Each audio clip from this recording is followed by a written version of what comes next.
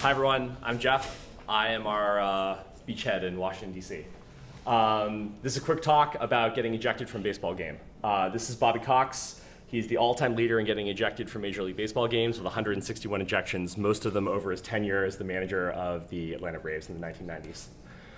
Warning, there's some unpleasant language. Given some of the other talks, probably not that worried about this. Don't lip read if you might be offended by this, but you might hear the words and this is manager Joe Matheny. He's politely explaining to Bob Davidson about a mild error in interpretation. Quick terminology for those of you from England, or the UK rather. Umpire is a baseball official. The one behind home plate is final authority. The manager is the head coach. Due to historical reasons, they wear a uniform like a player, which is pretty comical because they're often very overweight. The dugout is the area of the park where the players and managers sit when they're not on the field. And the clubhouse is like the locker room, which is like off the field, invisible from the stands. I'm going to talk really quickly about why you might get ejected from a baseball game. Arguing balls and strikes is just like grounds for getting tossed. So this is Don Mattingly. He's requesting that the umpire pay a little bit closer attention and doctoring the ball. So this is crazy. Pitchers throughout history have always attempted to doctor the baseball in order to make it follow an unconventional flight trajectory. Sometimes they do this by scuffing the baseball. They'll have like sandpaper under their belt. Baseball players wear belts. This is hilarious. Emery boards, files. Sometimes guys will put like sandpaper on their fingertip. They also sometimes load up the ball with a foreign substance. So this could be spit, sweat, sunscreen, rosin, Vaseline, Astroglide. They've all been used. This is Michael Piniella getting ejected for having pine tar on his neck, which he was then touching when no one was looking and then using it to load up the ball. Illegal bats. So usually the problem is people put cork inside the bat. Occasionally there have been super balls which have been found inside bats that broke. This is the most famous bat-related ejection ever. George Brett hit a game-winning home run against the New York Yankees. The Yankees asked the umpires to inspect the bat, and the bat had like a smudge of pine tar on it in a spot that it was not allowed to be in.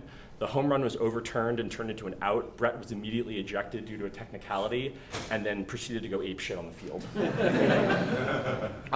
can also get ejected for plunking. This is Yordano Ventura. He's probably my least favorite baseball player.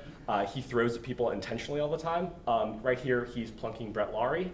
Often when the pitcher gets ejected for intentionally throwing at a player's head, the manager also gets tossed as a proxy for that as well. You can also get ejected for leaving the dugout. Jim Tracy's a legend. Yeah, sorry. And basically the main reason that people get ejected is disrespect. So umpires will let you go like a certain distance, but if you go too far and you cross the line, then they run you. Anyone can be ejected. Team personnel, grounds crew, journalists. Bob Davidson tossed a fan for screaming homophobic slurs from the stands. He just pointed and said, "You're out!" And then security personnel lugged this guy out of Citizens Park. What happens? When you get ejected, you must leave the field. You must leave the dugout. You can actually come back into the park in the stands in street clothes, not in your uniform, but you cannot be close enough to the dugout to relay instructions. This is Bobby Valentine. He's one of the most colorful characters in managerial history. He got ejected from a game, went to the clubhouse, put on a fake mustache and glasses, and then proceeded to stand in the Mets dugout and attempt to relay instructions to his team.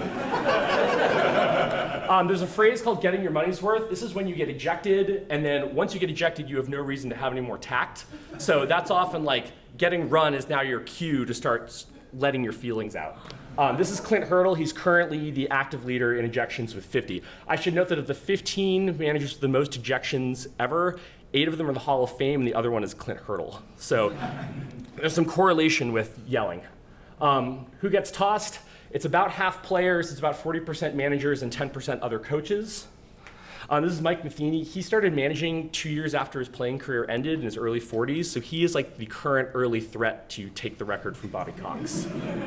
Earl Weaver is probably the greatest manager in history. He's third all time with 94 ejections. He was a terror to umpires. As you can see here, he's showing the umpire how the ejection is performed.